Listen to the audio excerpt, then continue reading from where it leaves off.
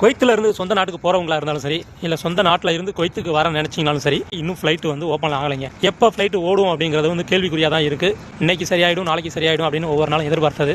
ஆனால் ஒவ்வொரு வாரமும் அப்படியே தள்ளி போயிட்டே இருக்குங்க. இப்போ இங்கே நீங்கள் குவைத்தில் இருந்து இந்தியாவோ இல்லை மற்ற கண்ட்ரிக்கு போகணும் அப்படின்னா தரை வழியாக போகலாம். அதுக்கான பாசிபிலிட்டி இருக்குது. குவைத்தில் இருந்து சவுதி போகணும், சவுதியிலேருந்து ரியாத்தோ தமாமோ, அங்கே இருந்து நீங்கள் தாராளமாக இந்தியாவுக்கோ இல்லை மற்ற கண்ட்ரிகளுக்கோ வந்து போகிறதுக்கான வாய்ப்பு இருக்குது. உடைய செலவு அப்படிங்கிறப்போ உங்களுக்கு 4 மடங்கு அதிகமாக தாங்க இருக்குது. இங்கே குவைத்தில் இருந்து சிட்டி பஸ்லாம் இப்போ விட்ருக்காங்க, அதுபோக ஏர் பஸ்ஸுமே இருக்குது. நீங்கள் தாராளமாக சவுதிக்கு போகலாம். ஆனால் சவுதி போகிறதுக்கு குவைத்திலேருந்து போகிறீங்க அப்படின்னா கண்டிப்பாக சவுதிக்கு ஒரு விசா போடணும்.